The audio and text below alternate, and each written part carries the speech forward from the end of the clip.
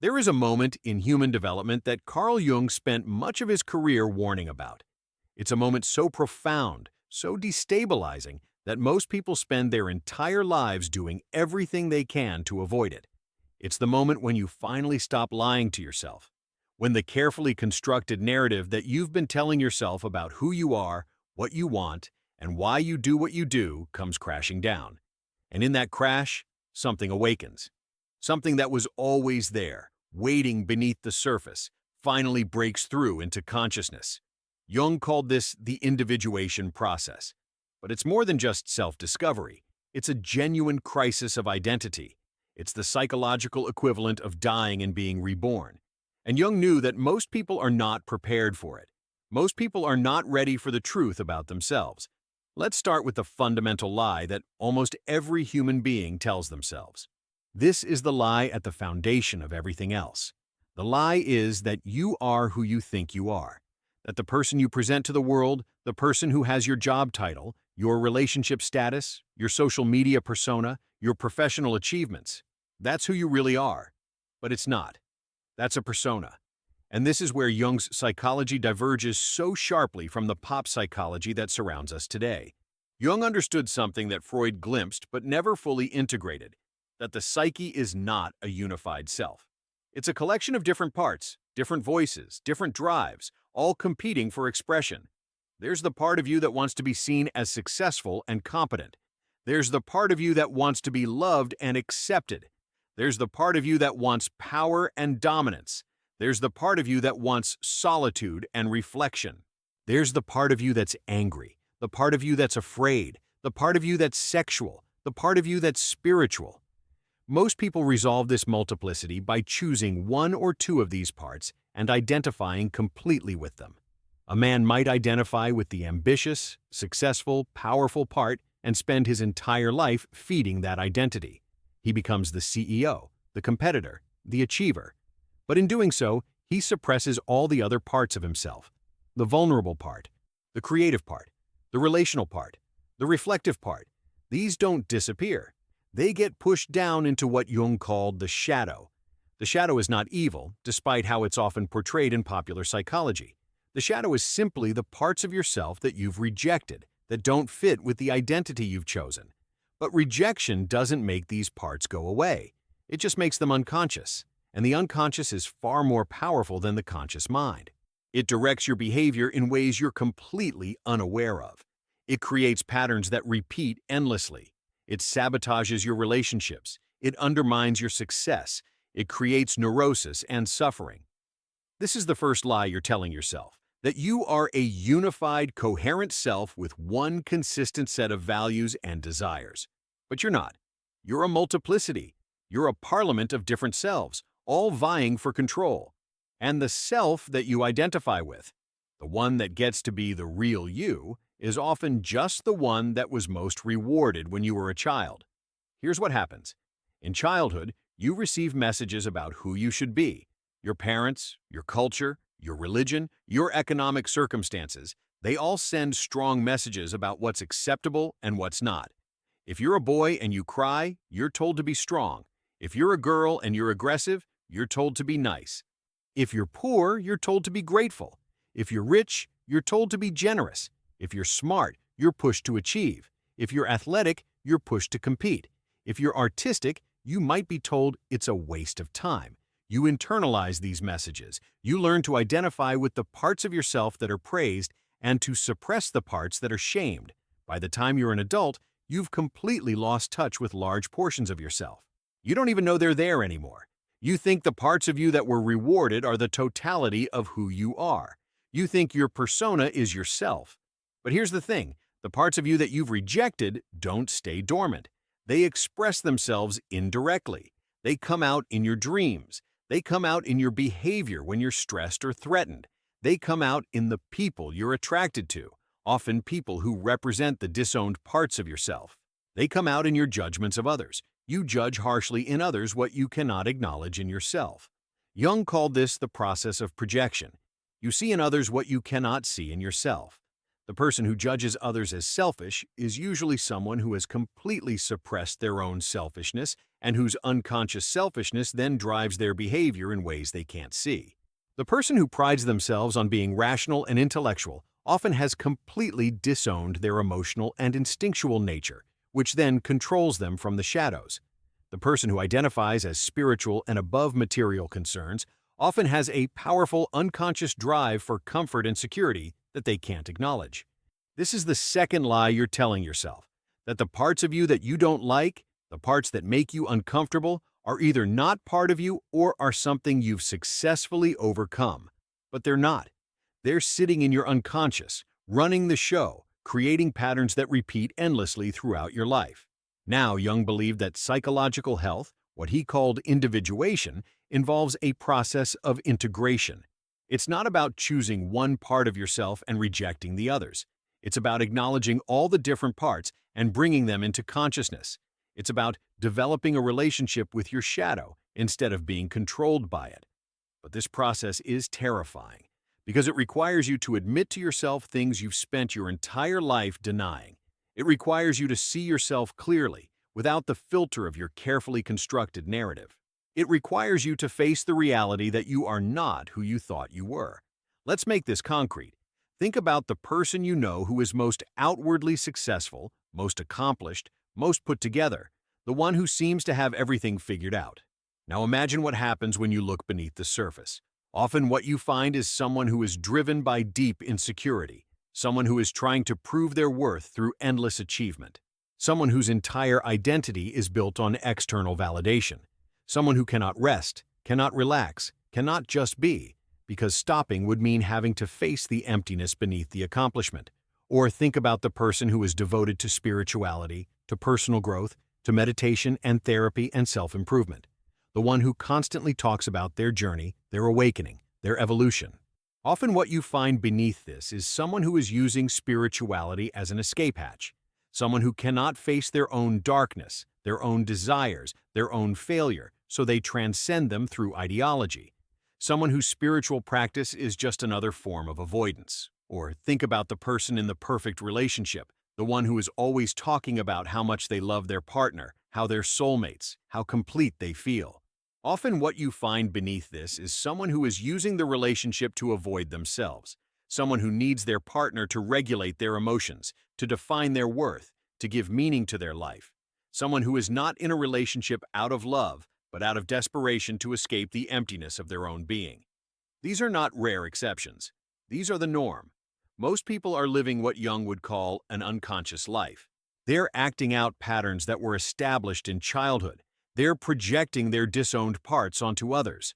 They're running from themselves at full speed, just in different directions. Some run through achievement, some through spirituality, some through relationships, some through substances, some through entertainment and distraction.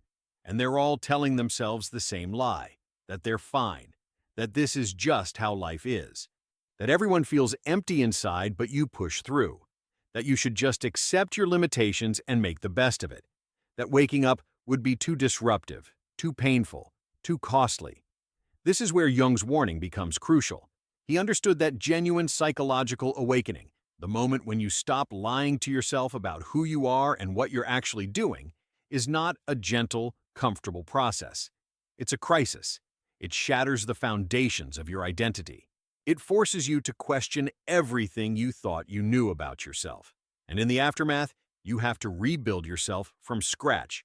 The person who has spent 30 years identifying as the successful achiever has to face the reality that their success has been a defense mechanism against deep insecurity.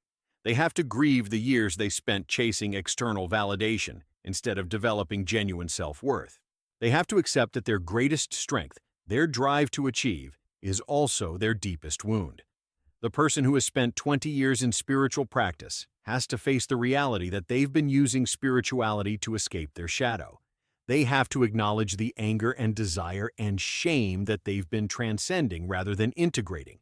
They have to accept that their spiritual path has actually been a detour away from genuine psychological development. The person who has spent 10 years in a relationship that they thought was love has to face the reality that they've been using another person to avoid themselves. They have to acknowledge their own desperation and need. They have to accept that they've been asking their partner to do something that only they can do. Give them a sense of self-worth and meaning. Jung warned that this awakening often comes in the form of a crisis. It might be a breakdown. It might be a loss. It might be a betrayal. It might be the sudden awareness that you're 50 years old and you have no idea who you actually are. It might be the end of a relationship that you thought was your purpose. It might be the loss of a job that defined your identity. It might be a health crisis that forces you to confront your mortality. Whatever form it takes, it's an eruption of the unconscious into consciousness. It's the shadow saying, "Enough. I've been ignored long enough. I'm taking over now." And this is where most people make a crucial mistake. When the crisis hits, when the awakening begins, they do everything they can to stop it. They try to rebuild the old identity. They go back to their coping mechanisms, the achievement, the spirituality, the relationship, the substance, the distraction. They double down on the lie. They tell themselves that they just need to work harder, meditate deeper, love better, consume more, achieve more. They refuse the awakening. But you cannot refuse it indefinitely. You can delay it, suppress it, numb it, but you cannot prevent it forever, because the shadow doesn't care about your conscious narrative. The shadow is reality. The shadow is the totality of who you are, all the parts that you've disowned and denied. And eventually, reality always wins. Eventually, the unconscious breaks through. Jung also understood something else crucial, that the awakening to your true self, to the totality of who you are, cannot happen without confronting the opposite of who you identify with. If you identify as good, you must confront your capacity for evil. If you identify as rational, you must confront your irrationality. If you identify as strong, you must confront your weakness. If you identify as independent, you must confront your need for connection. This is not about becoming bad or irrational or weak or dependent. It's about acknowledging that these capacities exist within you. It's about understanding that you're not purely good or purely rational or purely strong or purely independent. You're a contradiction. You're a paradox. You contain multitudes. And here's where this gets psychologically complex. Most people's psychological problems come not from having these contradictory impulses, but from identifying completely with one side and denying the other. The person who identifies as purely good and denies their capacity for selfishness often becomes passive-aggressive or secretly manipulative. The person who identifies as purely rational and denies their emotions often becomes emotionally explosive or disconnected. The person who identifies as strong and denies their vulnerability often becomes brittle and unable to adapt. The person who identifies as independent and denies their need for connection often becomes isolated and depressed. The integration of opposites is what creates psychological wholeness. It's not about being perfectly balanced. That's an impossible fantasy. It's about acknowledging that both sides exist and having some capacity to shift between them depending on context and need. The psychologically mature person can be assertive when required and receptive when appropriate. They can be rational and emotional. They can be strong and vulnerable. They can be independent and connected. But getting to this place requires you to stop lying to yourself. It requires you to see yourself clearly. And this is where the real terror begins. Because once you see clearly, you cannot unsee. Once you acknowledge the truth about yourself, you're responsible for it. You can no longer hide behind the excuse that you didn't know. You can no longer tell yourself that you're a victim of circumstance. You have to face the reality of your complicity in your own suffering. This is what Jung meant when he talked about the shadow as the gatekeeper to the self. The shadow is not your enemy. It's not something to be conquered or destroyed. It's the guardian that prevents you from moving to the next level of consciousness until you're ready to face it. Until you can look at your own darkness without flinching, until you can acknowledge your own evil without being destroyed by it, you cannot access the deeper levels of your being. And yes, Jung used the word evil. He understood that the human psyche contains the capacity for tremendous cruelty, for manipulation, for harm. Not because people are bad, but because these capacities are part of the human equipment. They evolved for survival. In certain contexts, they're necessary. But in modern life, most people are supposed to suppress these capacities completely. And that suppression creates the shadow. The person who has completely disowned their aggressive capacity often becomes passive and victimized. The person who has completely disowned their sexual capacity often becomes frigid or repressed. The person who has completely disowned their power drive often becomes powerless and depressed. The integration is not about acting these things out destructively. It's about acknowledging that they exist and having some conscious capacity to work with them. This is the third lie you're telling yourself, that you're not capable of the things you judge others for, that you wouldn't do what they did, that you're better than that. But you would. Under the right circumstances, under enough stress, under sufficient provocation, you would do almost anything. Acknowledging this is not pleasant, but it's true. And the person who can acknowledge this honestly has a much better chance of preventing themselves from acting it out unconsciously. Now, let's talk about what happens after the awakening, when you finally stop lying to yourself about who you are. This is where Jung's psychology becomes genuinely liberating. Because once you see yourself clearly, once you've faced your shadow and integrated those disowned parts, something remarkable happens. You become free, not free from responsibility, not free from limitation, not free from the human condition, but free from the constant internal struggle of maintaining an illusion, free from the exhaustion of running from yourself, free from the patterns that kept repeating endlessly, free to be who you actually are rather than who you thought you should be. The person who stops lying about their insecurity and actually faces it often finds that their drive to achieve becomes more directed and more satisfying. They're not achieving from a place of desperation, but from a place of genuine interest. The person who stops lying about using spirituality as an escape often finds that their spiritual practice becomes deeper and more authentic. The person who stops lying about using their relationship to avoid themselves often finds that their relationships become more genuine and more satisfying. But getting here requires a genuine death and rebirth. It requires you to let go of the identity you've been defending. It requires you to step into uncertainty.